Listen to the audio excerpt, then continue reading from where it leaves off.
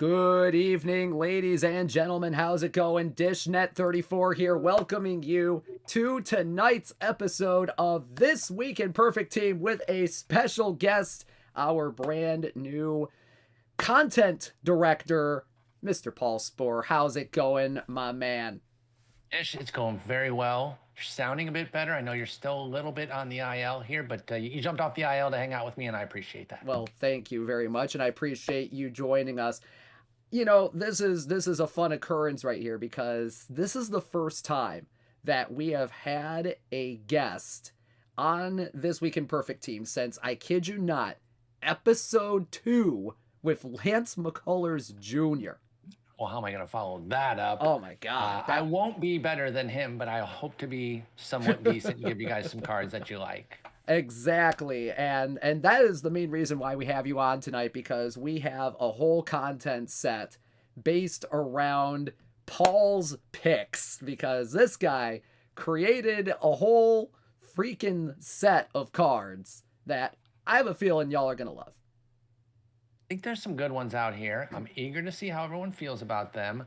I will say right out front, I had to pick with what was left. Okay, we're at the near the end of the content cycle. I had to get from what was left, so I don't have a full association with every single one of these players. I'll just be honest. One of the guys, I didn't even know who he was. They just asked me to put him in.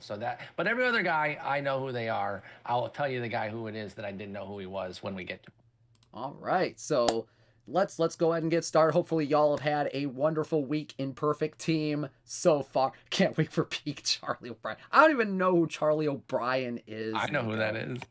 Peak Trent Grisham. Oh God, yeah, when he was hitting a dinger off Max Scherzer in the NLDS. Just saying. All right, let's go ahead and get started. And as always, we're going to start off with a look at the Perfect League standings. I'm going to go ahead and get us off the screen here just really quickly so y'all can see the standings in full glory.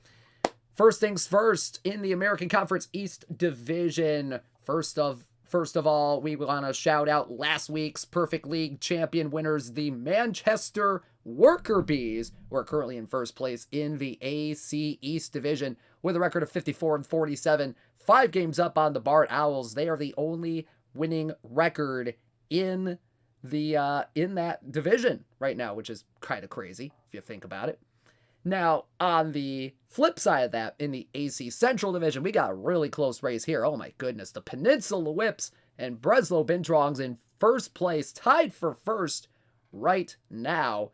55-43 for the Whips, 56-44 for the Binturongs.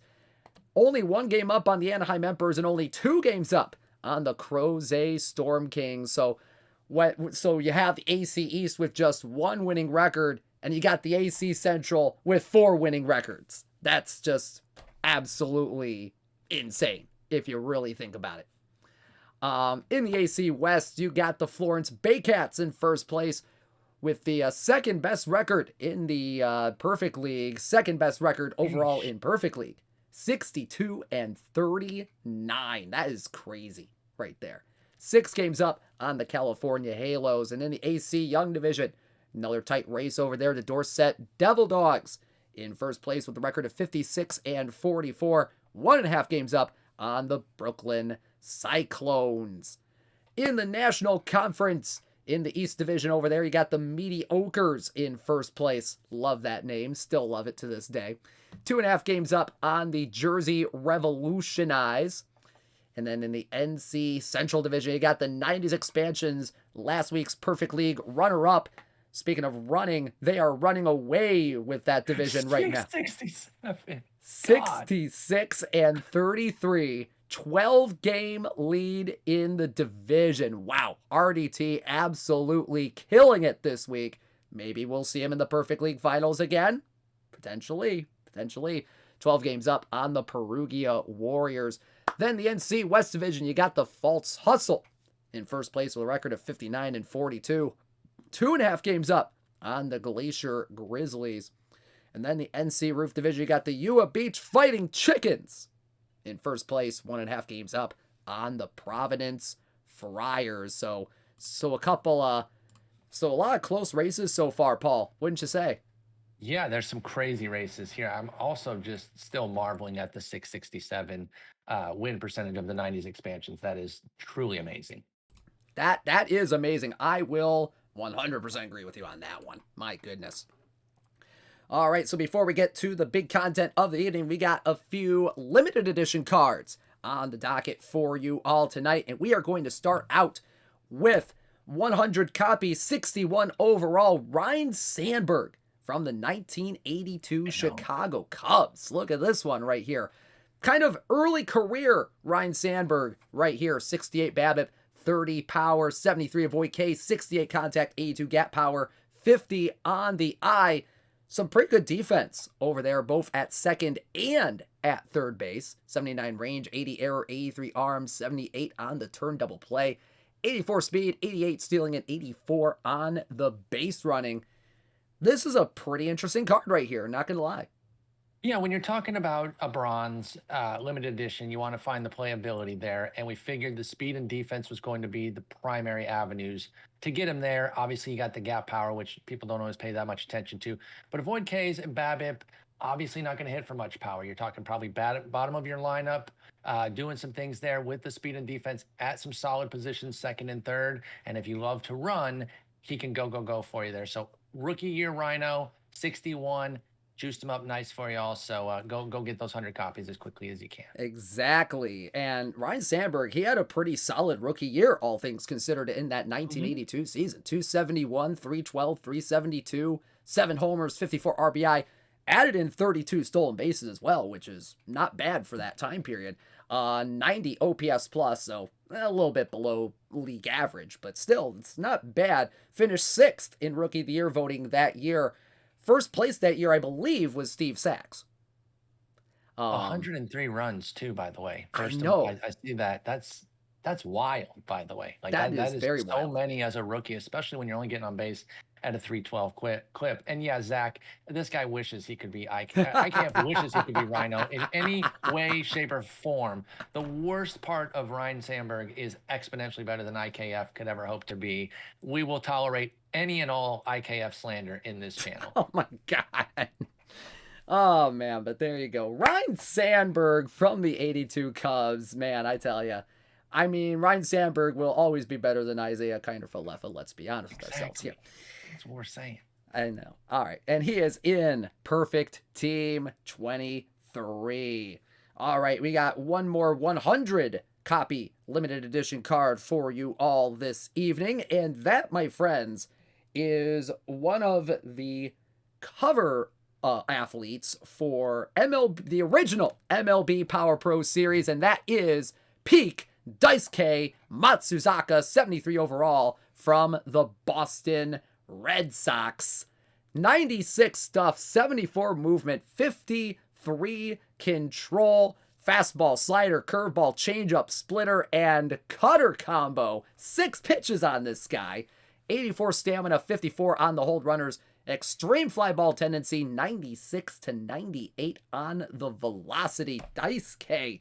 Finally, we got an interesting Daisuke here in the set. Really hoping to pull one of these myself, to be quite honest, because I loved Daisuke. I was really big on him.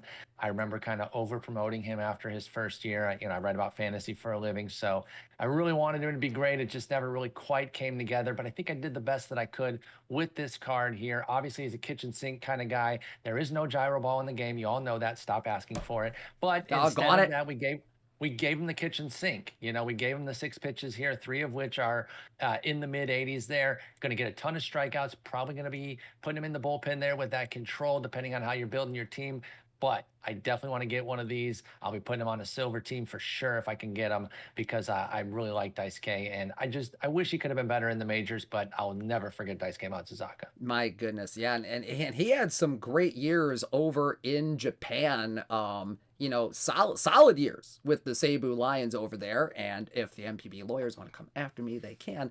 Came over to Boston in the 2007 season, finished 4th in Rookie of the Year voting that year, and actually finished 4th the next year in Cy Young voting when he had that 18-3 record. That was just a absolutely crazy year for Daisuke that year. I was looking at his stats, and he didn't really have a whole lot of walk problems when he was in Japan, Hmm. but man, when he got to the big leagues, man, the he just started walking a lot of people, which was kind of a little bit disappointing to see a little bit. Well, I think part of it is that the ball is different. So maybe there was a change there where his stuff just wasn't acting exactly how he wanted to have that same sort of command. And I mean, he had all those pitches too. So one of the downsides of having so many pitches is which ones are you going to be able to command on a given day? And if you're trying all of them the way he often was, there were issues. And over here in the majors, they're going to wait you out a bit more than they are over in the MPB. And so they kind of leaned on him a bit, ran up those pitch counts, and waited for him to come back into the zone. That's why he had some home run issues, but had plenty of strikeouts too. Also had more rest in Japan, as Chadwick's points out. That's a great call on that once a week schedule there. So I really like, Dice came out Suzaka. Again, really wish he could have been better, but hopefully I can get one of these cards for sure. Oh yeah, and I mean Daisuke, all things considered, he had a pretty decent career here in the States. 56 and 43, 4.45 ERA, 8.2 strikeouts per nine, 4.4 walks per nine. So there you go. Daisuke Matsuzaka from the Boston Red Sox in Perfect Team 23. All right, so we got a 25 card limited edition for you all tonight, and it's going to be the last one of the cycle, y'all. The last 25 copy limited edition card of the cycle, and it's from one of our favorite teams here, the Detroit Tigers. Ladies and gentlemen, from the Detroit Tigers, it is 100 overall Norm Cash. From the Detroit Tigers, 93 BABIP, 103 power, 86 avoid K, 118 contact, 92 gap, and 93 on the eye. A lot better against righties than he was against lefties. 95 BABIP, 105 power, 89 avoid K, 122 contact, 95 gap, and 95 on the eye with some pretty solid defense over at first base. 78 range, 85 errors, 70 arm, and 44 on the turn double play. Speed, stealing, and base running, you're not going to see him run quite a bit. 28 speed, 61 stealing, 52 on the base running. And don't have this guy bunt at all. Just don't. No. Just don't. No. 24 sack bunt, 12 on the bunt for hits. Now, Norm Cash, man, oh man. What a career with the Detroit Tigers, wasn't it? Norm Cash was an absolute stud, obviously. Chat's going to suggest otherwise, but I was not old enough to watch him play. But he's an absolute monster. Really? You weren't old? Really? You weren't around in the 60s there? Paul? Even from you, Dish. Even from you. I expected from Chat, but not from you. No, I was not around. I'm not even the oldest person on the team, on the OOTP team, for crying out loud. I'm nowhere near. Give me a break. Anyway, there is no truth to the rumor that if you play out your games with Norm Cash, that he will bring a table leg to the bat, up to bat with him. We're trying to program that in for 24, but stay tuned. It is the number one thing that we're working on right now. Most important about this card, though, is the Meth Tiger logo is Hell yeah. It. Hell yeah. And so that alone makes it worth getting. I would obviously love to pull this card, but I'll settle for a Dice K if I can't get a 25, one of these 25 Norm Cashes. I think it's neat Neshek gets to stream with his dad. Who said that? Oh, I'm my still a God. mod in here, you jerks. Who said that? God, oh my God. Oh, I love that. I love that. I hate all of you. You absolute jerks. We love y'all in chat. I love y'all. Oh man, but man, Norm Cash, what a career he had. 271, 374, 488 with 377 home runs, 1,104 RBI, 5-time All-Star, 1968 World Series champ with the Tigers. He had 361 in 1961. Oh, that was huge, insane. Yeah, insane. Absolutely monstrous season. Clearly his best season there. Put up 10 WAR that year. The next 2 years combined, he didn't reach 10 WAR. He was at 8.7 with a couple of 4-win seasons, which were still good. But that was just kind of the outlier season that he had. Obviously, a 1961 Norm Cash would be off the charts, but this is focused on his peak, so it does kind of actually bring it down a little bit in a weird way because that season was such an outlier. But it's a pretty good card here, I think. And Norm Cash was a monster. Wanted to do right by Cash here. Oh, yeah, straight up. And he is second all time in Detroit Tigers history in career home runs. So that's pretty darn good, too. So there you Absolutely. go. 100 overall. Norm Cash from the Detroit Tigers is in Perfect Team 23. Now, Paul, I know that you write for Fangraphs quite Hmm. often, but I personally have a soft spot for baseball reference. I use Fangraphs a little bit here and there too, but for the most part, when I'm looking for some great stats, I go to a place called Stathead. And Stathead is just absolutely incredible. And, some of these stats I put up there on the top, they do come from Stathead. And it's fascinating to kind of see, what's there. So if you, like me, like baseball statistics and the like, you can go to Stathead, powered by Baseball Reference, and use code 23 OOTP 25 now until July 1st, 2023 for $25 off an annual baseball or all sport subscription to Stathead. That is I love absolutely incredible. I love Stathead. Look, I do write for Fangraphs, but we're not anti-baseball reference there. I use both sites every single day. I use Stathead to get a lot of my cases for these ratings that I've been making these last few months here with the card sets. So I absolutely love Stathead. It's magic. It's wonderful. You can do splits over periods of time that really help with getting the splits right for these cards here. Yeah, I'd be nothing without baseball reference. I love Fangraphs. I love Baseball Savant. I love all the stat sites out there, but Baseball Reference was the first one for me. That's where I really, really got into the next level and third level stats with baseball, and Stathead is amazing. I'm going to be using that discount code too because my subscription runs out in March. So perfect timing. Yeah, I think I need to check my subscription too, just to double check. So Just to make sure. Yeah. yeah, exactly. So if you want, go over to Stathead, use code 23OOTP25 for $25 off an annual subscription. Oh man. All right. So real quick, speaking of money and discounts and the And Norm like, Cash. and Norm Cash, exactly. This was leading up to this.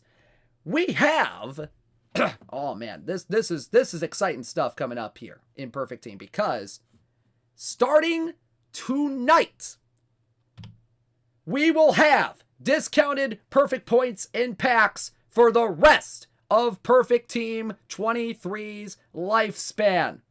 That's right, historical packs. They were 10,000 perfect points, now they are 8,000 perfect points. Some of these tiers of perfect points and packs will be discounted by 20% for the rest of the lifespan of Perfect Team 23. Historical packs now 8,000 points. Diamond packs now 12,000 points. They were 15,000 perfect points. That's pretty good. Perfect packs, they were 60,000 perfect points. Now they're 48,000 perfect points. That's some value right there, folks. And with the perfect point discounts, we got 12,000 perfect points, now $8.99. They were $9.99. 25,000 perfect points, now $15.99. 75,000 perfect points, now $39.99. And 175,000 perfect points are now $79.99 for the rest of Perfect Team 23's lifespan. That is pretty darn good. That's not too bad right there. That's not too bad Now, right there. I think I saw Dukeson in chat saying he's not going to be able to get all 100 copies of Dice K. Now with this deal, you might have a chance. Exactly. Honestly, right now, we are planning on OTP 23 being around for another year. As far as I know, we're not going to have another server thing going on. So that's going to be pretty good. Yeah, I think so. So, a little treat. If you're still playing, obviously you're one of the diehards, and we want to make life easier for you. I think something like this definitely goes toward that. Obviously, it's still something that you're putting out money for, but it is at a discounted price, and hopefully you get some of those cards that you've been chasing at in an easier way there instead of paying full price. Alrighty. So, yep, we will have that going here in just a little bit. Oh, boy. Hang on just a second. All right, so here we go. Let's go ahead and move on to the main content of the night. Paul's picks, a packable set of our brand new content director, Paul Sporer's favorite players. Now, Paul, take me into the mind of Paul Sporer here. What were you kind of thinking about, kind of creating this set tonight? Well, so we're kind of figuring out the tail end of the cycle here, and Nico said, well, why don't you do a set? Here's all the cards that are available. Why don't you go ahead and do a set? And I instantly was just finding guys left and right that I liked, both from the current era and older too. Obviously, some of these players, again, I did not see some of these guys play, even though they played in the 1930s. Do not suggest otherwise. But I've read a lot of baseball books in my life, and I've developed an affinity for some players. So you're going to see some old timers here. And again, there was one player I didn't know. Okay. And I'll admit that because I don't know every single player that's ever played baseball, but I still put him in there because we wanted to get this card out. And they said, will you put it in your set? I said, absolutely. But if you follow any of my writing, if you've watched me play MLB The Show, a lot of these players, you're gonna be like, oh, that one makes sense. That one makes sense. And of course, I'm gonna spoil a little bit early on. There's plenty of Tigers in here too. Ooh, okay, all right, little I'm not teaser. Gonna say who, but there are Tigers in here. There are Tigers in here. So I'm looking forward to it. I hope y'all are too. All right, let's go ahead and get started with our first card of the evening. And this guy, very interesting kind of catcher first baseman type for in the AL Central for a number of years, kind of shuttled back between Cleveland and Seattle. This guy is our first card of the night. It is 81 overall, Carlos Santana from Cleveland. Peak card. 48 BABIP, 82 power, 87 avoid K, 72 contact, 90 gap power, 103 on the eye.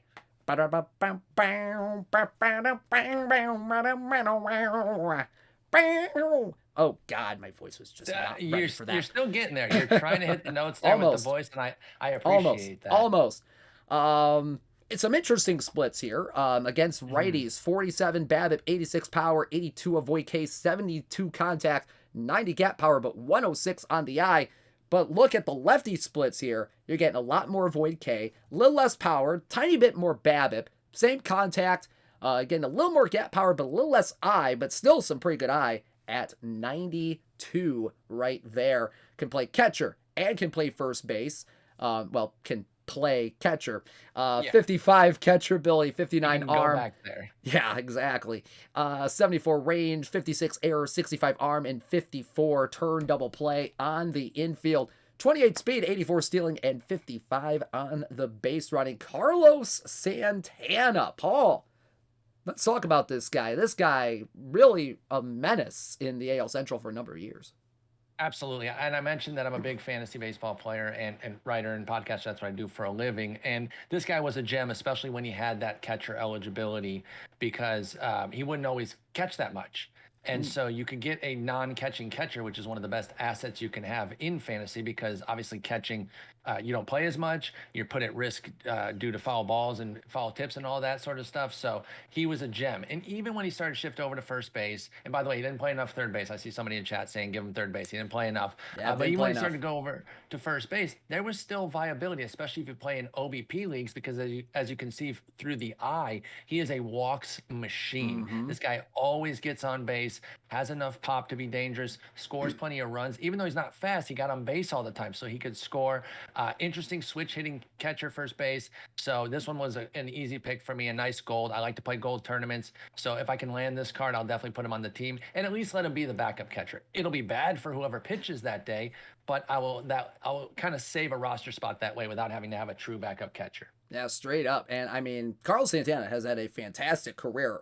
Where is he at now? Because I think he got signed by somebody. He is in Pittsburgh. Pittsburgh. Okay. Well, good luck to him over in Pittsburgh this year. And MLB TS card art, points out MLB The Show is another avenue for Carlos Santana that kind of grew his fandom. And I loved him in that game too. Switch hitters, love making switch hitter lineups. He always hit well in that game, whether it was his live silver cards or the flashback diamond cards that they gave him. So I know it's another baseball video game, but it's a totally different game, so we can talk about it. But Carlos Santana, absolute G in MLB The Show as well. Oh, he yeah. does still play. Yeah, Green Cane, he does still play. It is absolutely incredible.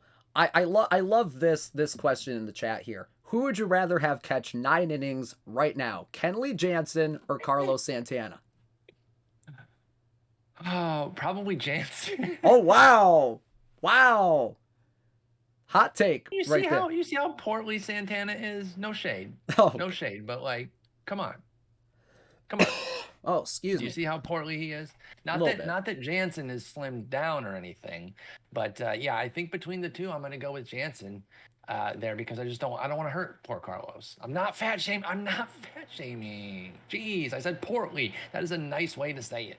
Give me a break. All right. Well, Carlos Santana in his career, 242, 359, 432 with 278 career homers, 925 RBI. He was a 2019 All-Star, 2019 Silver Slugger. Honestly, I would have thought he would have gotten those a little bit sooner in his career. Led the MLB in walks in 2014 with 113, and something that I found out while perusing good old Stathead, he is second in Major League Baseball in walks since his debut in 2010. Do you know who is first? Since his debut? Yep, in 2010. Miguel Cabrera? Nope. I don't know. It is Joey Votto. Oh my God, that was such an easy one. Chat got it. Somebody said Trout. Zach, Trout's not old enough. Yeah, Votto. Well, actually, Trout, I believe, is third. Really? Yeah. I guess he's been around now. He still feels new because he's such a god. But yeah, 2011. Okay, yeah, Trout's a fine guess. Definitely. But yeah, it's bad that I didn't get Votto there. I have an old brain. See, now I'm going to use the old thing to my advantage. Okay, you guys use it against me, and then when I can use it, I'm going to. So poor old man forgot Joey Votto for a second. That's fine. It's fine. We'll get into some older players. We're gonna get you into your wheelhouse here a little bit. My wheelhouse. Yep.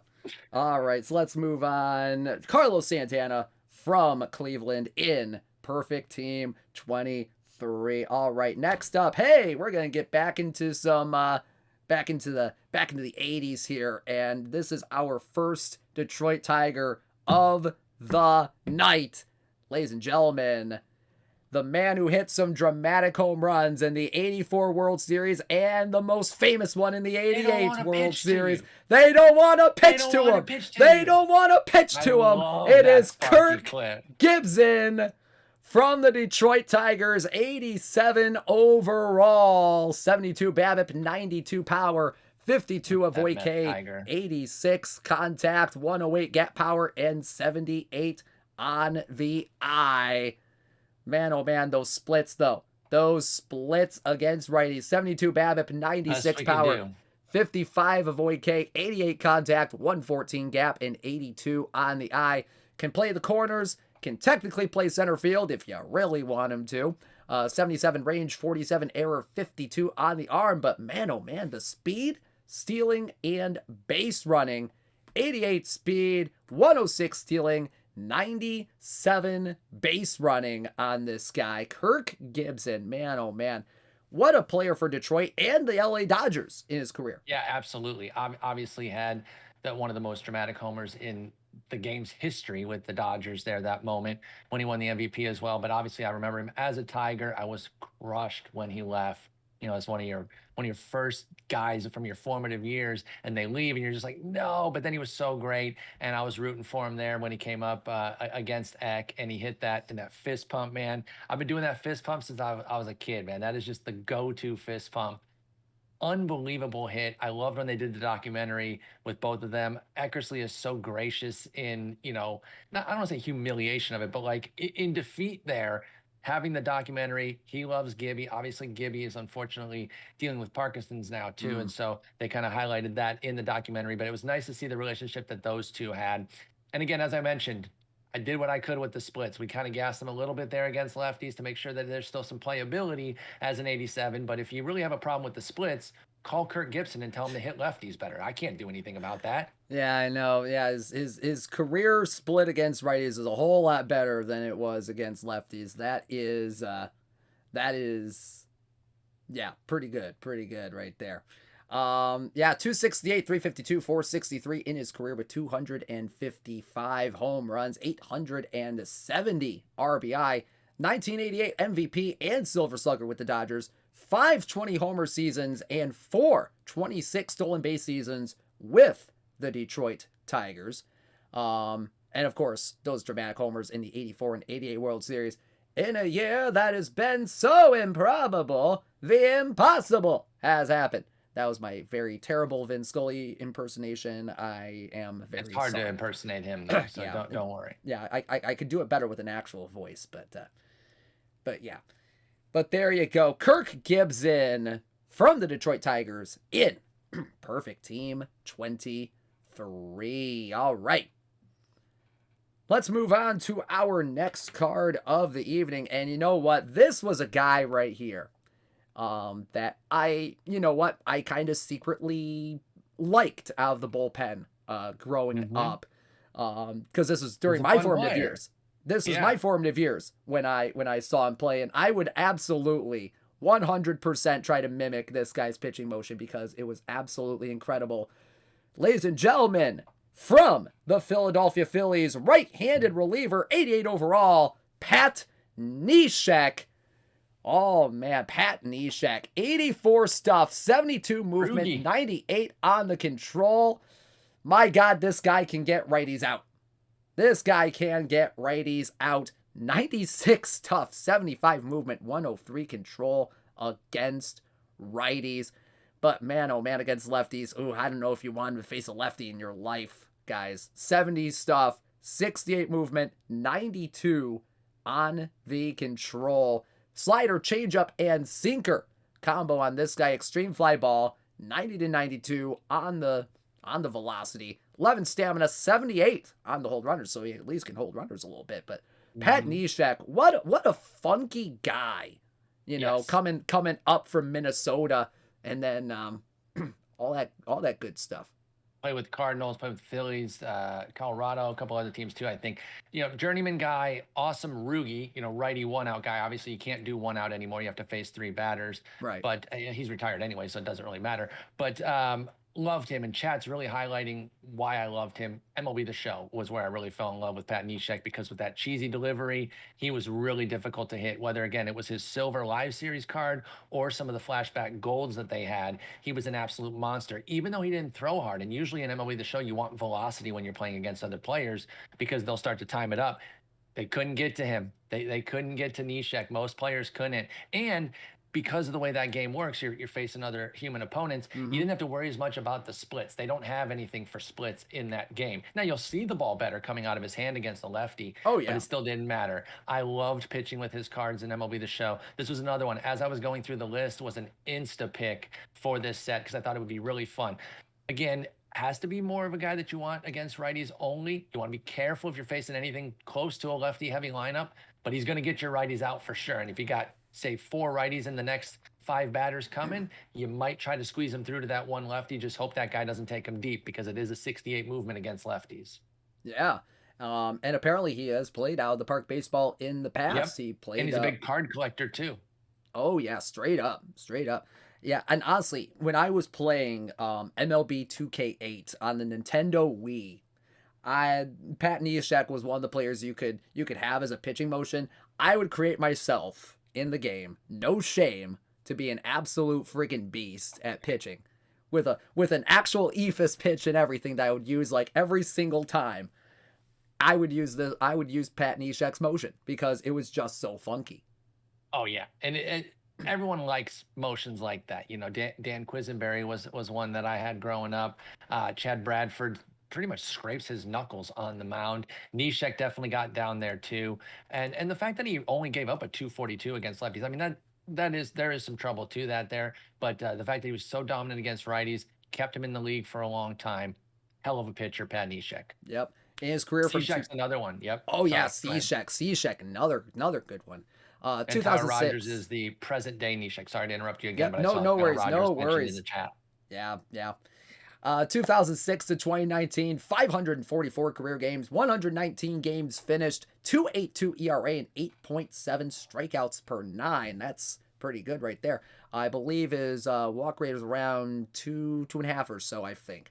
Two-time All-Star, 193 average against right-handed batters in his career compared to 242 against lefties. And of course, that famous sidearm delivery. So there you go.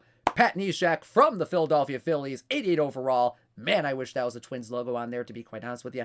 In Perfect Team 23. All right, the next card. Oh, man. Let me tell you, this guy, one of my favorite recent Detroit Tigers. But, you know, I know why he has the logo he has. I do too. But all I gotta say, yeah, every day he's hustling, every day he's hustling, every day he's hustling, every day he's hustling. JD Martinez, right fielder from the Boston Red Sox. 87 BABIP, 106 power, 75 avoid K, 110 contact, 99 gap power, 80 on the eye. Look at the splits v left, my lord. 94 BABIP, 115 power, 79 avoid K, 120 contact, 100 gap power, 86 on the eye. Kind of decent against righties as well. 85 BABIP, 104 power, 73 avoid K, 107 contact, 99 gap, and 78 on the eye. Can technically play the corner outfield. Technically being the strong word here. 52 range, 84 error, 83 outfield arm, 22 speed, 63 stealing, 56 base running, and do not get me started on the trade that sent him from Detroit to Arizona. We are not going to talk about that trade tonight. No, we are not going to talk about how JD Martinez was traded for a bag of balls. No, it's absolutely ridiculous. Listen, I understand that corner outfielders, you know, no field corner outfielders don't get a ton back in the market. But this was one of the best hitters in the league at the time. The trade made no sense at the time. And then he goes out and hits like 400 homers for Arizona. Just absolutely ridiculous. Everyone knew it at the time. We know it now. That trade was an utter dud for the Tigers. But I never stopped rooting for Just Dingers. He's an absolute beast. This is a monstrous card. Obviously, you're looking to put him at DH. Or if you got to slide him into a corner, you know you're going to take a little bit of heat there with that 52 range. Deal with it because the hitting is so good. It's absolutely worth it. Definitely hunting for this card tonight and this weekend. So if you get one and you want to put it up for sale, I'm paying big time. Nice. But man, JD Martinez, you know, a lot has been said about his early years in Houston when he was just kind of swinging at everything. But then he reinvented that swing in Winter League in 2013. Nicolino, sorry. You wanted to ask what they got from I had to interrupt you on that one because we're gonna need. Can we ban Ahmad? Is there no way we can ban Ahmad? Can we fire? I'm gonna call Rich and see if we can fire God, him. no. Continue with your intro of him, but I'm gonna get him fired. Oh God. And now I posted it in the chat. That's a hate crime against this guy. That's unbelievable. No. Oh God. Those are fake players. Fake players. But yeah, a lot has been said about his reinvention between 2013 and 2014 in that Winter League. But I think there was I read the Fangraphs article. I forget who wrote that one back in 2013 or late 2013. The one you're talking about. Yeah, that pretty much said that JD Martinez was going to be going to be a breakout candidate, pretty much, because of him. Might have been Carson Sestouli, but yeah, he was on it. Yeah, he was definitely on it, and you know what? It paid dividends for the Detroit Tigers when they had him. I mean, he had some insane seasons with the Tigers. I still remember I was listening to MLB At Bat, and it was in a spring training game or early season. It was before he had fully broken out, because remember that first breakout season, he wasn't up right away with the team. He was in Toledo and he hit like a ton of homers in Toledo before he came up. and they were doing a post game. And our boy Dan Dickerson was talking about it and how he had worked to emulate Miggy, and he was remaking everything, and he was big into video and all that. This was before everyone was doing video, by the way. Mm. And so there was this big time talk about this JD Martinez guy, and I remembered him from Houston, but I didn't really think anything of it. And even at the time, I can't say that I then, I put a star next to him and knew he was going to become a star. But I remember that interview where Dan Dickerson was talking about it, because later that month he came up in late April, popped off, and the rest was history with him. And I was like, man, Dickerson was on it early too. And he's a great play-by-play guy. If you don't listen to the Tigers regularly, but you like to bounce around to different teams, give our radio guys a shot, because Jim Price, give or take. But Dan Dickerson is one of the best play-by-play radio guys out there, and he was on the JD train earlier as well. Yeah, my favorite JD Martinez memory was when he hit that go-ahead home run in a pinch hit opportunity off of Chris Sale against the White Sox in, what was it? Was it 2015, 2016? I forget what year it was. I can envision the homer right now. It was into the shrubs in left center field. It was like the first pitch he saw. It was just electric, gave him the lead. Oh my God. That was just insane. He was awesome. And like I said, I'm always going to root for him. Doesn't matter what team he's on. I never stopped rooting for him, even though we got hosed when we traded Just Dingers. He's just an absolute god, and you guys know I had to juice him for you. So there you go, low diamond JD Martinez. Yeah. Just remind me of 2013. Yeah, don't get me started on 2013. JD Martinez from 2011 to 2022, 288, 352, 520. 282 career homers, 85 of them in 3 seasons with the Tigers, 899 RBI, 5-time All-Star, 3-time Silver Slugger, led the MLB in RBIs and total bases in 2018, and led in doubles in the 2021 season. 7 times he has hit 20 or more home runs in his career. So August 3rd, 2016. August 3rd, 2016. 2-1 game. Yep. It was Michael Fulmer against Chris Sale. Chris Sale went the distance, by the way. 8 innings, 6 hits, 2 runs, 1 walk, 10 punchies, 1 homer. Just Dingers took him Yabo. Yes. Game over. Yes. Yep. It was his first at bat back from what was it? A broken leg or something like that? Crazy. Yeah, he had been out. He had been out for quite a while. Yeah, he had missed 40 games. He comes back, and then he ended up going on like a 6-game hit streak, then had a big 3-hit game. He closed the season brilliantly that year, ended up hitting 332, 392, 533 in the final 55 games with 10 dingers. He's just an absolute monster. Yeah, and let's not forget that there's a Red Sox logo on the card. He had a 40 homer season for the Red Sox. Oh, yeah. Unbelievable. Absolutely with them crazy. Too.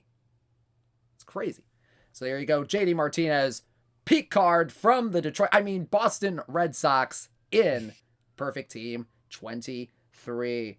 All right, next up. All right, let's go to the pitcher's mound once again for this next card. And we're going to talk a little bit about a guy they like to call Ground Chuck, and that is Charlie Morton from the Atlanta Braves. Excuse me, 97 stuff, 102 movement, 84 control. A lot better against righties than he is against lefties. 101 stuff, 105 movement, 87 on the control. 92, 98, 82 against lefties. Fastball, changeup, sinker, cutter, and knuckle curve on this one. 76 stamina, 79 on the hold runners. Now, Charlie Morton, man. First thing I remember about Charlie Morton was a video I saw back in 2011 or so where they were talking about him and how he was kind of emulating Roy Halladay's delivery. Yep. And how he's been getting success with that. And he added a sinker during that year, I think it is. And the rest is pretty much history with Charlie Morton. That was a big part of his transformation. He wanted to emulate Roy Halladay. My allegiance to him, insofar as there is any, is that I was writing him up for that last year with Pittsburgh, 2015 into 2016. He was going to Philly, and I liked him to have a big improvement year. His stuff had gotten better. He was working to change his mechanics, as you mentioned, to be more like Roy Halladay, and it was coming together.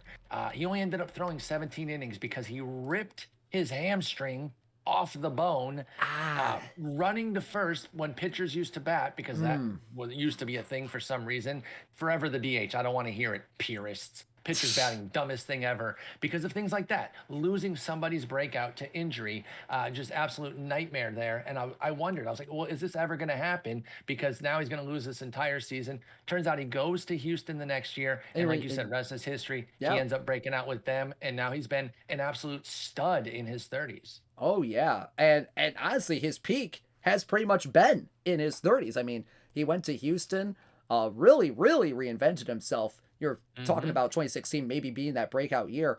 Got cut short, obviously, but 2017, 2018, 2019 with Tampa Bay in 19 at least. Very good seasons. Double-digit wins, ERAs in the threes. Actually led the league in win percentage in 2018 with that 15-3 record with Houston in that 2018 season. This guy, really solid pitcher. I forget if I think he's back with Atlanta this year, or Yes, he's sticking with Atlanta. The DH is not, guys. Stop talking about pitchers batting. It's the most useless thing in the game. They don't hit. It adds nothing to the game. It is not more strategic either. Do not say DH is brain dead baseball. You know what's brain dead baseball?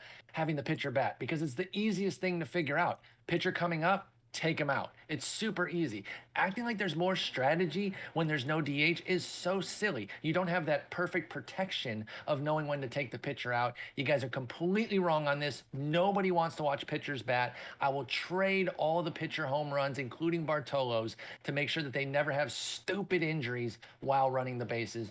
DH forever. Get off me. And then there's Daniel Norris going yard in Wrigley, and then his side got hurt, and then he was out for like the rest of the season. That's what I'm saying. But That's anyway, what I'm saying. Yeah, I mean, I'm a DH guy too. I'll let you do the arguing for the DH there. I got it for both of you, but for both of us. Oh gracious. Yeah, it was also how Chen Ming-Wang careers pretty much ended. Yep. But yeah, Charlie Morton from 2008 to 2022, 116 and 101 career record, 4.03 ERA, 8.5 strikeouts per 9, 3.2 walks per 9. Two-time All-Star, third in the 2019 Cy Young voting, 51% career ground ball rate. And it was a little bit lower early on, but man, oh man, his peak between like 2011 and let's say 2017, his ground ball percentage during that time frame, 56.7%. He had a high of 63.6. Well, okay, let's not take that 2016 season into account. 2013 with Pittsburgh, 62.6% ground ball rate. That's absolutely nuts. I mean, he keeps the ball down. Obviously, he's not as big of a ground ball guy these days, but he doesn't have to be. One of the big things that he learned with Houston is to get off the fastball a bit more and focus on that nasty secondary stuff, including the curveball that you mentioned earlier.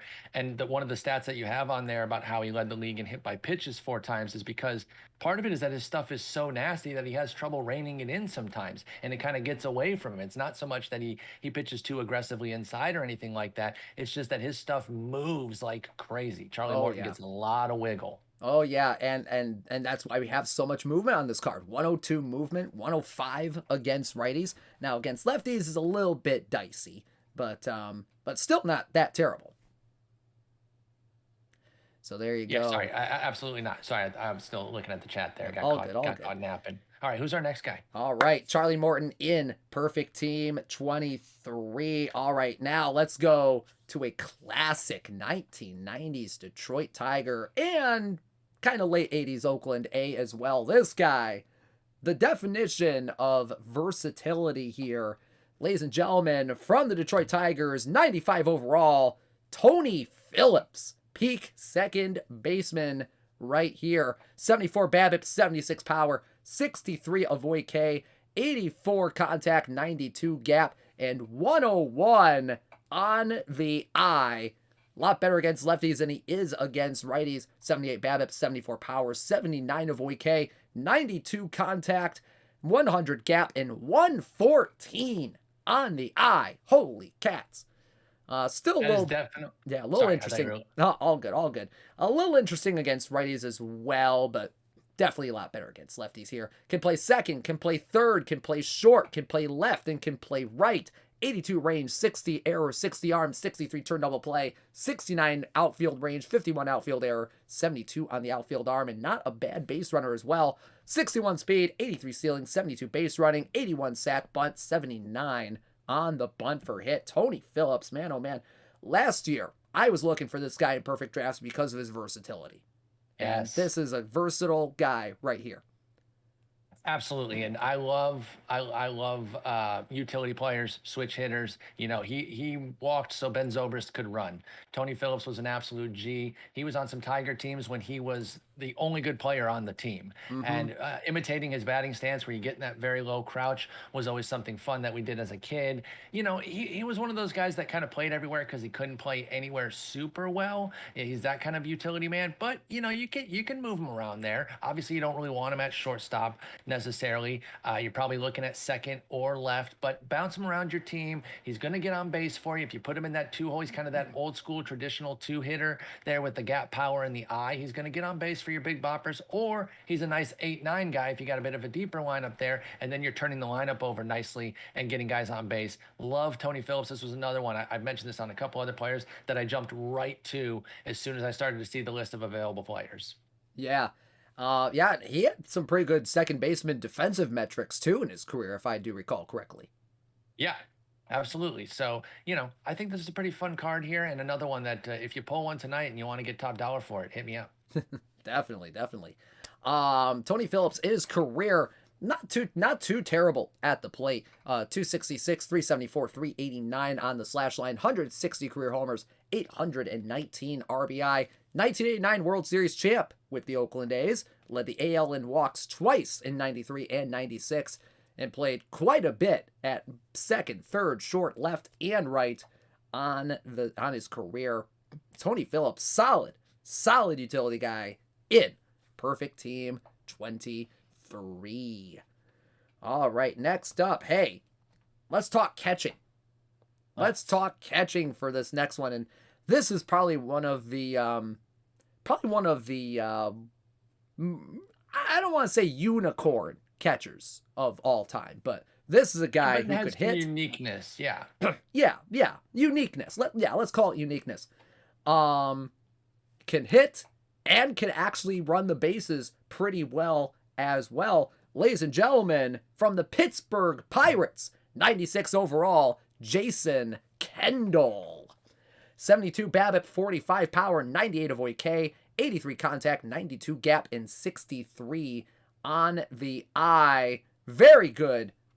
Pretty decent defensive catcher here. 92 catcher ability, 89 on the catcher arm, 66 speed, 88 stealing, 77 on the base running.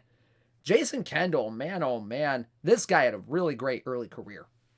Not only was I a big fan of his in fantasy, getting him, you get stolen bases out of catcher, that's very rare, but also absolutely love him in MLB The Show. Even though he doesn't have a ton of pop, I just always hit well with his cards. So even when the better guys were coming out, the peak Yogi Berras and the Yachties and the benches and all that, I was sticking with my Jason Kendall card because he continued to rake for me year after year. So I'm a big fan of his.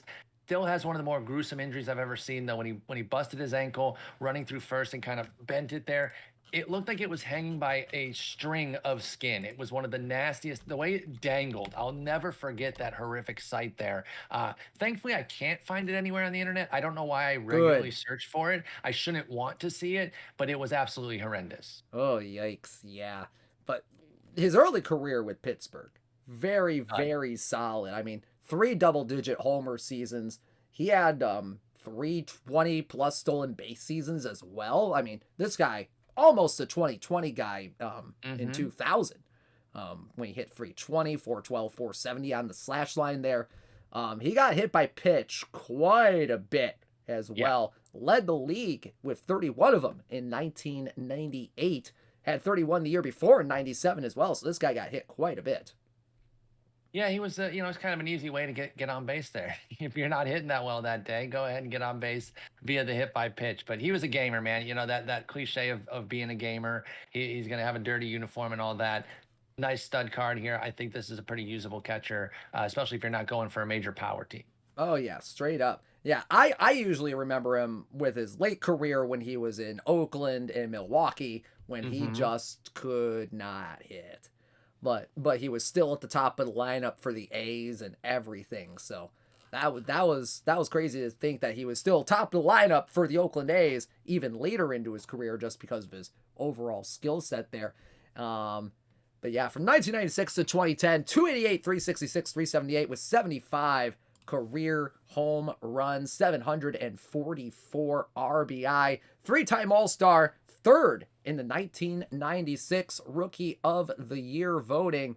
Who won Rookie of the Year in 1996? Oh, I goodness. have no idea. Todd Hollandsworth. Oh, of course it was a Dodger. I should have just guessed the Dodger. They won it all Todd the time back then. Hollandsworth. Who the heck is Todd Hollandsworth? Oh, I know who Anyway, Todd Hollandsworth is, but anyway, chat's saying we need to pick up the pace, so yeah, exactly, I'll exactly. be less wordy. Let's go ahead and go to our next It's guy all here. good. 320 plus stolen base seasons, 29% career caught stealing, and allowed 100 stolen bases as a catcher 4 times in his career, which was just kind of insane right there.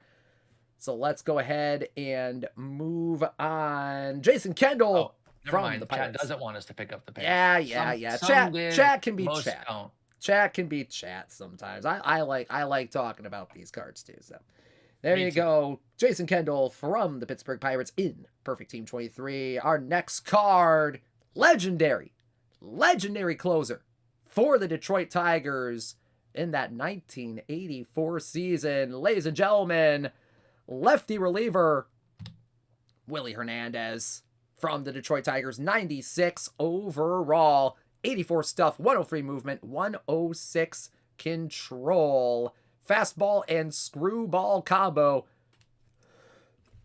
Oh, excuse me, 2-pitch pitcher. Paul, take it, Paul. Oh, no problem. So Willie Hernandez, obviously 1984, won an MVP and Cy Young. And listen, I'm a Tigers fan. I'm a big Willie Hernandez fan. It is absolutely disgusting that he won MVP. He had absolutely no business winning MVP. If you go look just by WAR, and WAR is not the most perfect stat ever. I will freely admit that. But it does a good job, especially kind of looking back in a cumulative season. And relievers are never really going to stack up there. Probably didn't even deserve the Cy Young, but sure as hell didn't deserve the MVP. The sickest thing about that year is Cal Ripken Jr. had 10 WAR and got 1 point, not one first place vote. He got 1 point. I will check in on Dish in a moment there. He is definitely hacking up a lung. Let's hope that he's okay here. But absolutely insane that Willie Hernandez won MVP. So one of the things that we were able to do here, I said, what's the most velo that we can do without everyone trying to make him a starter? Well, first thing is if they only have 2 pitches, you're not going to want him to start. So absent that, we could jack the velo or we could jack the stamina up to where I think it belongs because this guy wasn't your traditional 1 inning reliever. This was still in an era when relievers were expected to go maybe 2, 3, even 4, 5 innings in some instances, depending on who they were picking up for. So we gassed him up to 51 stamina, cut it down to just the fastball and screwball, and made him an absolute monster. Now, he doesn't get a lot of strikeouts, so you better have a good defense behind him. But Willie, Guillermo Hernandez is his actual name, but Willie Hernandez was an absolute G, and I was really, really excited that this card was available. And again, I will, of course, highlight the fact that the Meth Tiger logo is on there as well. Exactly. And apologies for me having to go and No take problem. care No of problem. that cough right there. I guess my cough really flares up about 2-pitch pitchers.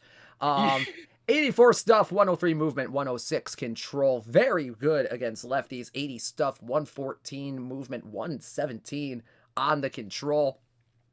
85 stuff, 99 movement, 102 control against righties. 51 stamina, 29 hold runners. I mean, Willie Hernandez had those 100 inning He seasons. died. You got mad that he won MVP, and so you died. Oh God. Yeah. He truly shouldn't have even won the side. The sickest thing is that Dan Quisenberry was second. Oh yeah. Dave Steve should have won it. Bert Blyleven was up there as well. Like just absolute disgrace what some of those votes were back then. But you live and you learn, and at least it was a Tiger there, so that's fine. Straight up. 744 games in his career, 147 saves, 3.38 ERA, 1984 Cy Young and MVP, 3-time All-Star. Led MLB in games and games finished in 1984. and only the third player to win the Cy Young, MVP, and the World Series in one season. Now, question, who are the other two?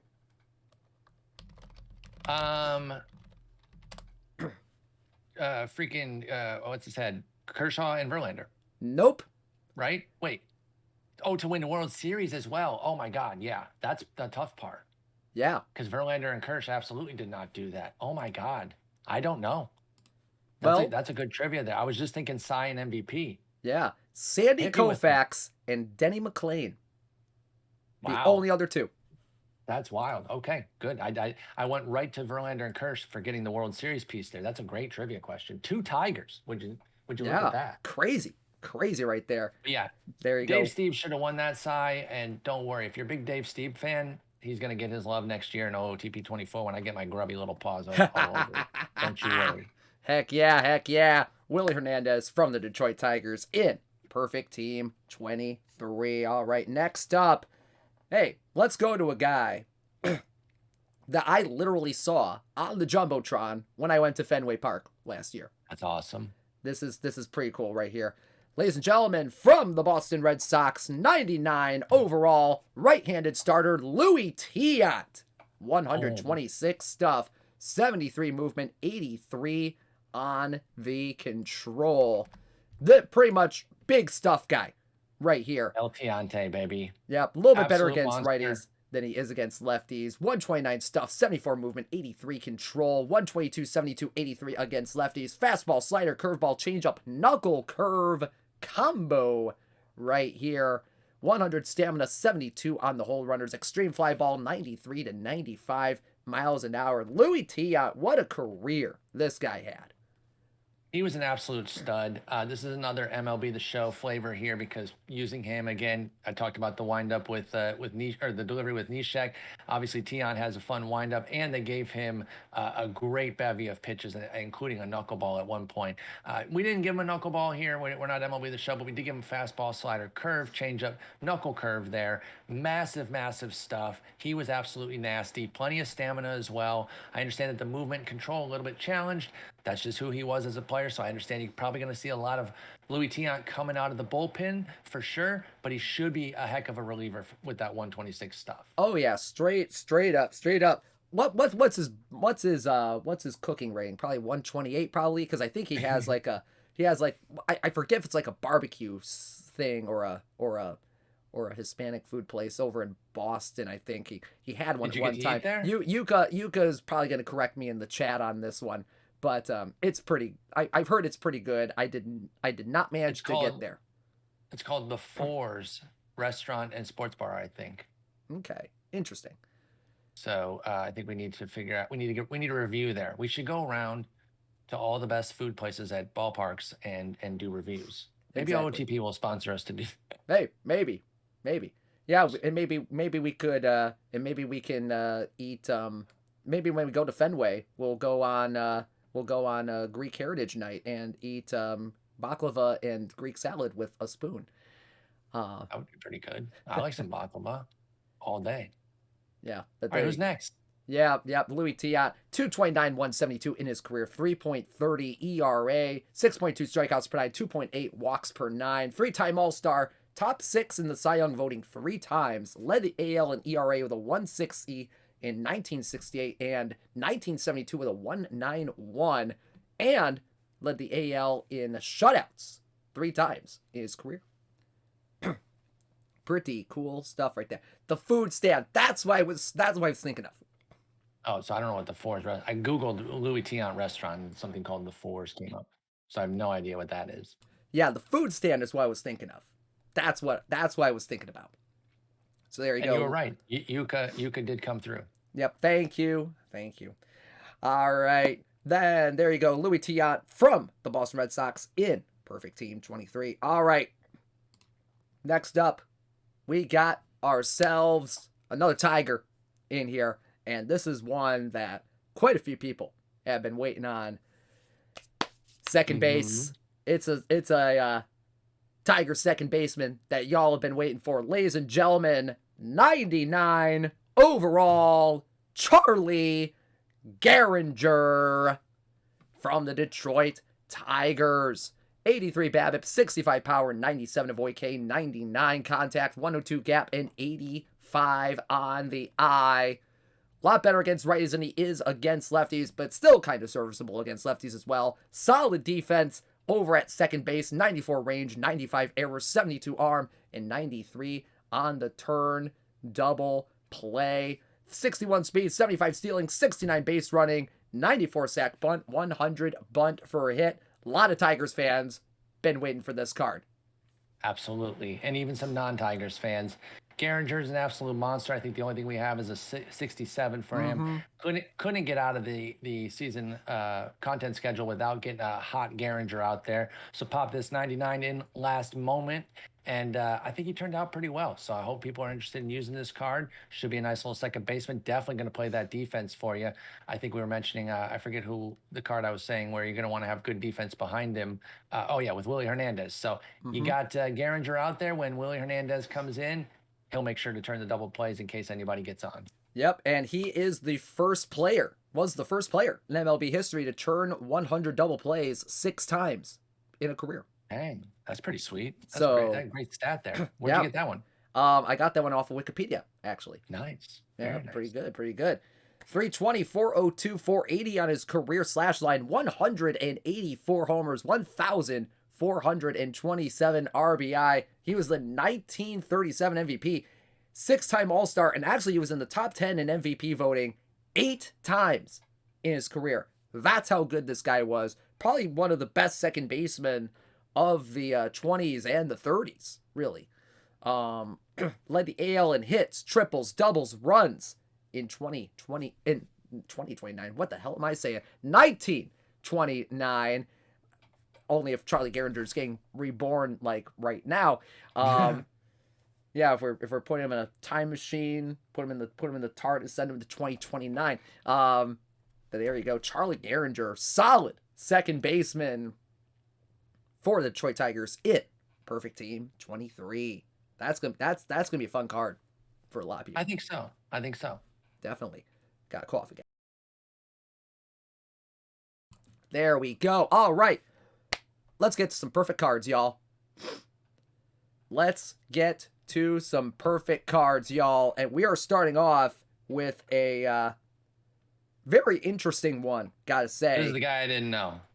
This is the guy you didn't know about. Yeah, this guy. But I looked him up. I still put up good stats for him. So, I just saying I didn't know him when we made the card. Right. But now I know who he is, and I'll never forget him. Yeah, exactly. And that player is 100 overall, Dutch Leonard from the Chicago Cubs. Now, this is the later Dutch Leonard and not It's the different than earlier the one that we have. Yeah. and not the earlier Dutch Leonard.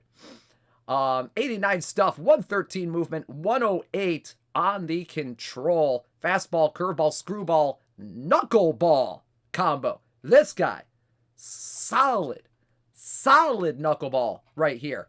87 stamina. I didn't know there were multiple, chat. Sorry, Dish. Yeah, I didn't know there were multiple. I'm sorry. I thought it was the same guy. Yeah, it's interesting that there are 2 players named Dutch Leonard that played in baseball. That's a pretty unique name, right? For 2 people to be named that? Sorry, I didn't know. I thought they were the same guy. It's crazy. And this guy actually had Belgian heritage, which I found interesting. Like, Neither were Dutch. Apparently that was a popular nickname back then. I don't know. I guess I knew the other guy. The surprise to me was when Nico and I were going through this card was that it was a different player. I was like, no, we already have a 100 Dutch Leonard. He's like, no. And I said, I'm looking right at him. He's like, that's a different guy. And I said, you're wrong. And he said, no, you're wrong. And then I tried to get him fired, but it didn't work. Yeah, this guy's actual first name, Emil. Emil. E-M-I-L. It's my grandpa's name, so it's actually Emil. Oh, cool. I didn't know that's actually how it's pronounced. That's why I'm here to help. Yep. Emil John Dutch Leonard. Pretty cool stuff. Played for the Dodgers, the Senators, the Phillies, and the Cubs in his career. Very solid career. 191 and 181 on his career record. 3.25 ERA, 3.3 strikeouts per 9, 2.1 walks per 9. 5-time All-Star. And he pitched on one of those Washington Senators teams, if I recall correctly, that had a 4-man rotation of knuckleballers, which I Mm. found absolutely fascinating, along with guys like Mickey Hafner, Johnny Nigling, Roger Wolf, and that year put up a 17-7 record, got an All-Star nod, probably one of the best years of his career, 2.13 ERA that year. So pretty That, cool stuff right there. that's crazy. Sorry, I was looking up his stats there. Absolute stud knuckleballer. I'm sure there's some folks out there that like putting as many knuckleballers on their team as they can. That was his big go-to pitch. Nico and I have a great book that really helps us find pitching repertoires. Oh Obviously, yeah. for guys pre-internet era, it's hard to know what they threw. So this book here, the Nyer James Guide to Pitchers, is so useful Oh and yeah. is going to help us make sure that we're making the best cards that we can of pitchers pre-internet era. Yeah, that's a pretty solid reference. That's a book I'm gonna need to buy someday, pretty soon. It's on Um, Amazon. Easy scoop. oh yeah, straight up. This guy, solid at homer prevention as well. 0.4 homers per nine in his career. Led the league in WHIP in 1938 with a 1.227. Pretty cool stuff right there. Won 20 games in the 1939 season for the Senators as well, with a 3.54 ERA, so pretty solid right there. Dutch Leonard, righty starter from the Chicago Cubs in perfect team 23. Yeah, Yeah, what I'm what really is excited book? about this next one. Yeah, what is This is the book? book. This is the book. Yep, the Nyer Um, James Guide to Pitchers.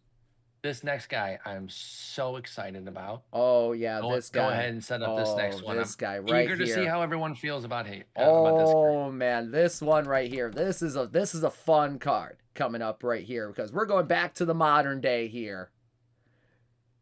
Oh man, this is gonna be a good one. You all know him from Cleveland. Couple of Cy Youngs under his belt right here. Solid pitcher in the last decade or so. Pitched for Cleveland, pitched for Tampa Bay. Ladies and gentlemen, from Cleveland, 100 overall, right-handed starter, Corey Kluber. Klubat. 150 stuff, 95 movement, 103 on the control. Fastball, slider, curveball, changeup, sinker, cutter.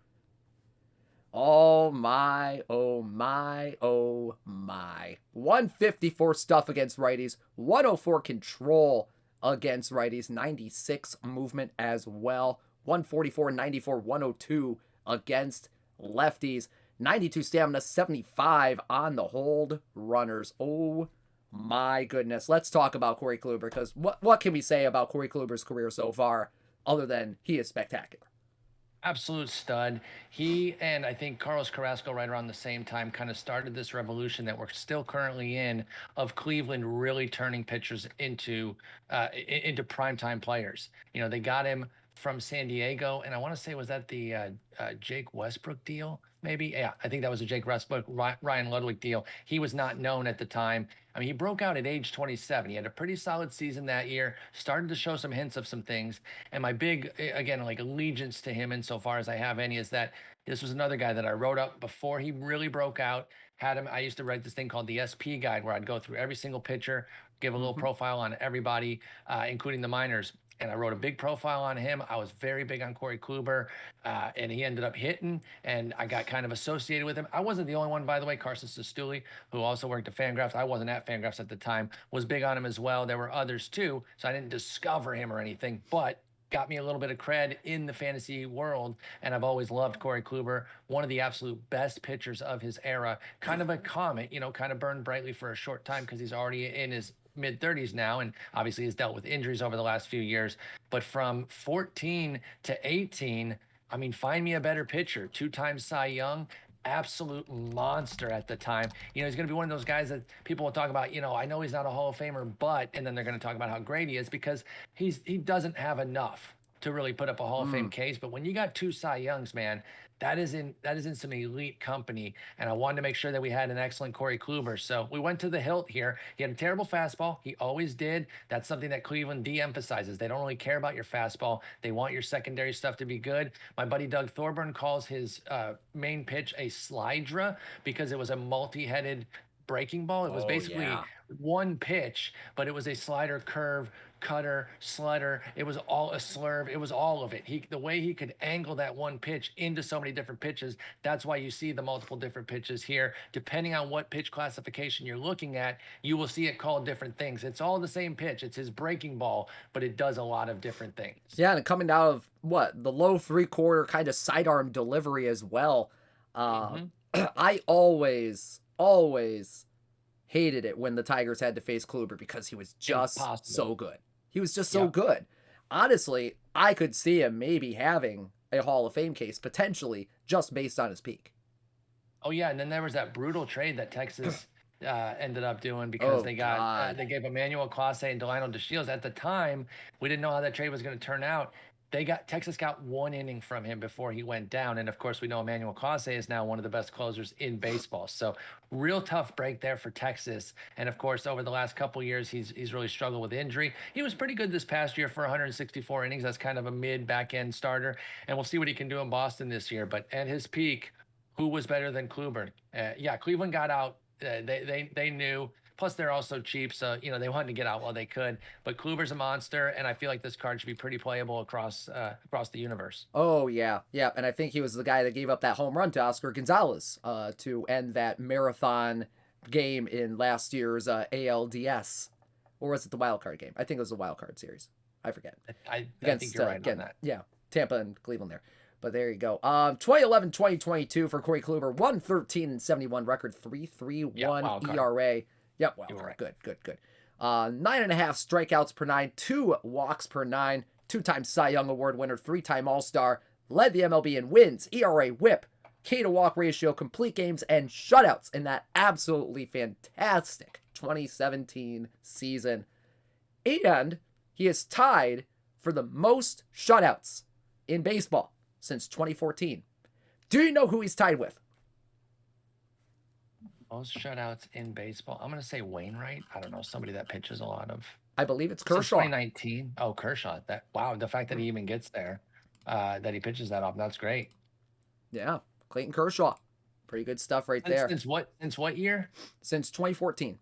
Oh, since 2014. Okay. Sorry. But yeah, I see some of the good guesses in the chat with Verlander, Scherzer, Kirsch. Those make sense. By the way, between Hall of Fame, Johan's another comet with 2 sides. His case is exponentially better than Kluber's, to be honest, folks. Agreed. They're night and day, to be honest. I think Santana actually has a more bona fide case, whereas, again, Kluber's more of a Hall of Excellent, where he's really, really good. He deserves cred. He should get maybe a couple votes to maybe stay on the ballot, but he's not a Hall of Famer. Yeah. All right. So there we go. Corey Kluber from Cleveland in Perfect Team 23. All right. We got a couple more cards left for y'all. And you know what? Let's stay in Cleveland for this next card.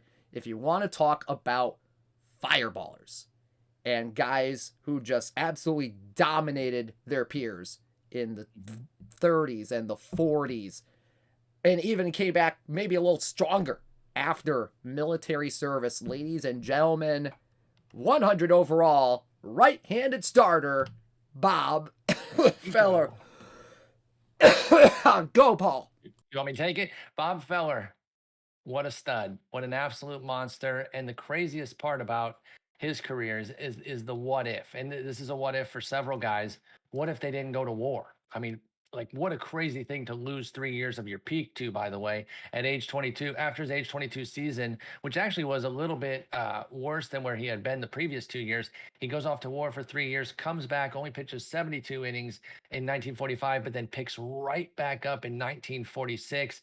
Absolute workhorse, led the league in innings, led all of baseball in innings for 4 out of 5 years from 40 to 47. Again, the 5 years that he pitched in 42, 43, 44, he did not pitch, and then led the AL in 5 seasons there with 39, 40, 41, 46, and 47. Absolute strikeout stud. We obviously didn't have radar guns back then, but he is one of those guys that is talked about, did have a really, really high velo fastball. We can never really know for sure. But I mean, there is some compelling cases that, evolution hasn't come so far to the notion that like nobody could have possibly been throwing upper 90s back then. And if anybody could, Bob Feller is the one that they seem to make the case for. The heater from Van Meter, Rapid Robert, absolute monster. Oh yeah. I remember there was a video out there of him throwing a baseball alongside a speeding motorcycle Yep. to try to test how fast he actually throws. I mean, sure, it was not accurate at all. In fact, it was just really much a television stunt. He was wearing a suit at the time, but still, that was absolutely incredible. 139 stuff, 107 movement, 86 control. A lot better against righties than he is against lefties, but still very good against lefties. 143, 109, 87 against righties. 135, 104, 85 against lefties. Fastball, slider, curveball, changeup combo on this guy. 103 stamina, 73 hold runners. Yeah, and I saw something in chat. He could have had 300 wins if it wasn't for the military service. I know. He was really good before the war. 266 and gave up 3 years. And back then, you're getting 20 plus wins a season pretty easily when you're as good as he is. So yeah, Bob Feller, I mean, hey, respect to him for serving our country, but my goodness, it really did cut into a brilliant career, especially the years that he went. It was ages 23, 24, 25 for Bob Feller. Just an absolute G. Yeah, and he was part of that Bob Emergency video with John Boyce too, just talking about how great his career was. Oh man, but Bob Feller, 266 and 162. Oh yeah, excellent. Great video that you referenced there, and obviously everything John Boyce does has been brilliant. Yep, 3.25 ERA, 6.1 strikeouts per 9, 4.1 walks per 9, so a little bit of control issues there. I mean, given how fast he threw. Led the league in walks like 4 or 5 times in his career, but led MLB in strikeouts 7 times in his career, including 348 of them in 1946, the year after he got back from the war. Just incredible. 348 of those things. Holy crap. 8-time All-Star, top 10 MVP 6 times in his career, 6 times he had 20 plus wins. People forget this. He made his debut at 17 years old. 17. Just a baby when he got started. Yeah, but back then at 17, you had like a house, a wife, and 2 kids already. Yeah. So there you go. And I would know because I was 38 when he debuted. Right, chat? Shut up. I beat you to it. Move on. There we go. There we go. Bob Feller from Cleveland in Perfect Team 20. Oh my God. He admitted. He admits it. He admits it. All right. Ladies and gentlemen, we have one more card for y'all tonight. And man, as a Tigers fan for quite a long time. Finally, Brandon Inge is coming. Yes. Sorry, I spoiled it. My parents literally, actually, they didn't like this guy when he first came into Detroit for some reason. Called him overpaid and everything. But you know what? He has become probably he's in that echelon of some of the greatest Tigers of all time. And ladies and gentlemen, first baseman from the Detroit Tigers, 100 overall, Miguel Cabrera. Let's go. 96 BABIP, 108 power, 86 avoid K, 122 contact, 96 gap power, 98 on the eye versus lefties. 93 BABIP, 114 power, 86 avoid K, 122 contact, 111 gap, 101 eye. And against righties, very good as well. 97 BABIP, 106 power, 86 avoid K, 122 contact, 92 gap, and 97 on the eye. Can play first, can technically play third base if you really play him there, want him cowards. to. Yeah, play him at third base, you cowards. Play him at third, you cowards. And he can play a tiny bit of left field too, but just don't. Just be careful. Just be careful. Like, you know what? Put him in left field, you cowards. 18 speed, 33 stealing, 46 on the base running. Miguel freaking Cabrera. He's finally here. Unreal. He's finally here. Yeah, I mean, he's an absolute stud. Obviously, this was quite literally the first card that popped up when I was making the set. I'm like, okay, here we go. We're starting with him and working our way back. Miguel Cabrera, I still remember the trade. Obviously, it was there were ancillary players, but Andrew Miller, Cameron Maben, 2 top 10 prospects. This is why you never know with prospects, folks. I know in today's era, that trade might not even happen. And if it did, again, you would have a lot of people putting out some really terrible takes about why it's a bad trade because there's so many prospect huggers these days. Mm-hmm. Now, listen, I appreciate being smart about prospects. You should not just deal them willy nilly. We grew up, we went through the Dave Dombrowski era. I Yep. appreciate what he did, though. He rarely lost a trade. But I think some people get a little bit too much with their prospects and refuse to trade for premium talent, like we saw with Cardinals fans with the Juan Soto deal. That Juan Soto deal, that's like a Miguel Cabrera move. That's the same type of move where you're buying the guy in his cycle. When we got him, it was obvious that this was going to be a premium player.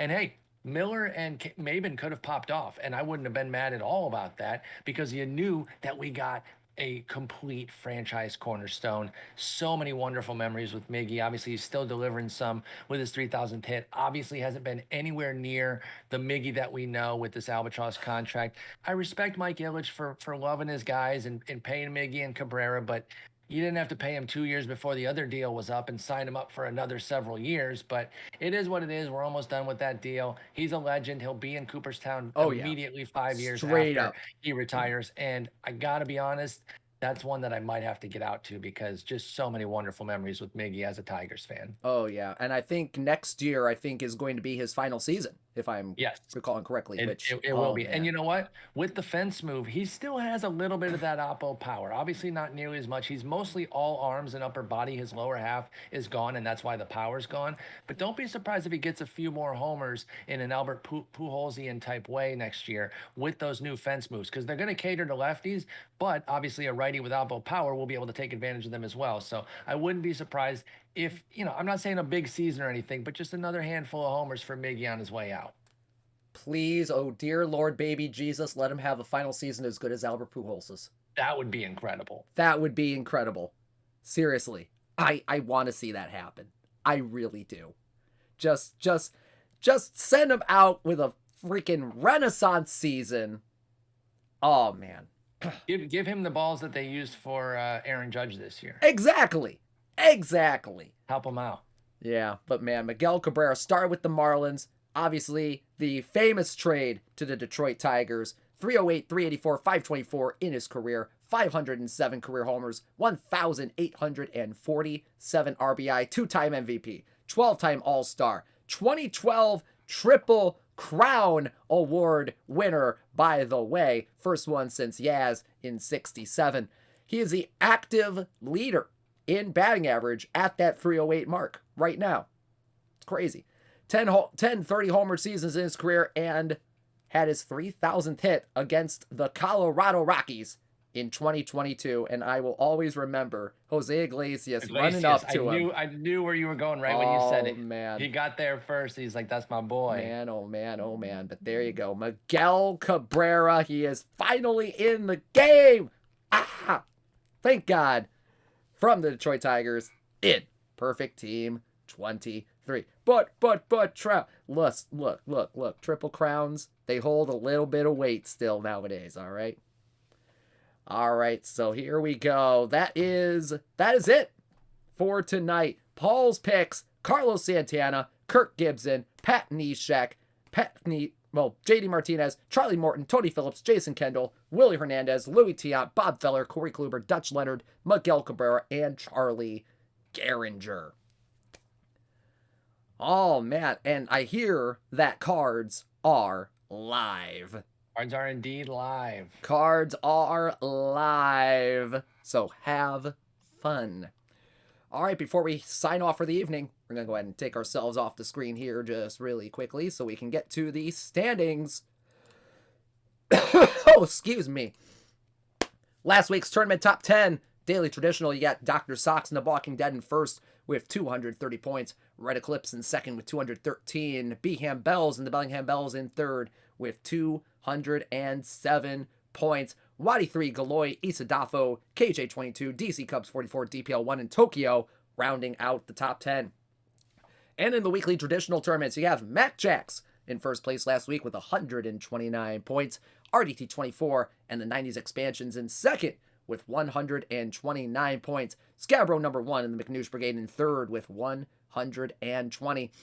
Esther 31, Bahoot, Ace Rutherford, Weldon 06, X Cookie 2X, Isadafo, and C Steinhardt rounding out the top 10. In the perfect draft realm, BDAV 013 and the Brooklyn Robins in first place in the daily perfect draft tournaments last week with 71 points. Monterre Don and Lakewood Monterres in second with 69 points. GC Kritzer and the Tippecanoe Terrors in third with 68 points. Cedo 2, Noma, F. DePino, Dr. Sox, J. Sitko, Evil Smokey Bear, Teddy Grahams 2 rounding out the top 10. In the weekly perfect draft tournaments last week, Curly Karkovas and the Miami Jaws in first place with 56 points. Caleb 1722 and the Wichita Wranglers in second with 51. Evil Corp in third with 51. Nickel G, Isadafo 2, J. Rooney 325, KZI Killa, Breedav 010, Breedav 005, and Pack Only Boys rounding out the top 10. All right, for this week's tournament action so far, Red Eclipse in first place in the daily traditional tournaments with 123 points. Galoy and GKT in second with 96. DPL 1 and the Bard Owls in third with 78. Then you have Dr. Sox, KC86, KJ22, Laertes, RDT24, Emerald Relativity, and Wadi 3 rounding out the top 10. In the weekly traditional tournaments, you have Mac Jacks in first place with 83 points. Astor 31 in second with the Minneapolis Millers with 70. KC6 with 67. Wadi 3, X Cookie 2X, Zach Tastic, D. Kudla, Eric Burns, Laertes, and Max Fire 5 rounding out the top 10. In the daily perfect draft tournaments, you have Cedo 3 in first place with the Baltimore Oh My O's with 56 points. CMP 66 in second with 42. Mr. Fancier in third with 42. And Charmin RDT 24, Cutie Cub, JL Hill Jr., Mr. Monty Fenn, and TJ Knight, and KC86 rounding out the top 10. And in the weekly perfect draft tournament so far, it is X Cookie 2X, Mr. Audit 2, I Rock This 17, D Dempsey 9412, Mike TX 56, Cubed, Roscoe Bosco, CF97AB, D Horner MB 27. And yes, missions are live. We have pack missions tonight. They are live right now. And Matt's 49 Blues rounding out the top 10. Guys, thank you so much for tuning in today to This Week in Perfect Team. Thank you so much for coming on tonight, Paul. Really appreciated you being here tonight. Ish. You killed it, okay? I know you're still recovering. Had to get a few coughing spells in there, but you did a great job. Thank you so much for having me on. This was an absolute blast. Hope the community likes these cards. Got a nice balance here with golds all the way up to 100s. Lots of fun stuff. Hope to see these guys in different tournaments, on different teams. And again, if you get if you get a Phillips, a Kendall, and or a JD and you want to sell, hit me up. I'll be streaming after Dish wraps up. Yep, that's right. He is going to be streaming on his channel, twitch.tv/Sporer, with some out of the park action tonight. Thank you so much for tuning in. Have a great rest of the night, everybody. We'll see about tomorrow. I'll see how I feel tomorrow. See if I really want to go for 2 hours with the showdown. But you know what? We'll see what happens. It's tomorrow. I'll be taking some NyQuil and all that good stuff. Still getting better. Still making progress every day. All that good stuff. Thank you for the kind words last week, y'all. Wishing me well and all that. Really appreciate it. Guys, thank you so much. Have a great night. For Paul Sporer, I have been DishNet34, signing out. Have a great night, everybody.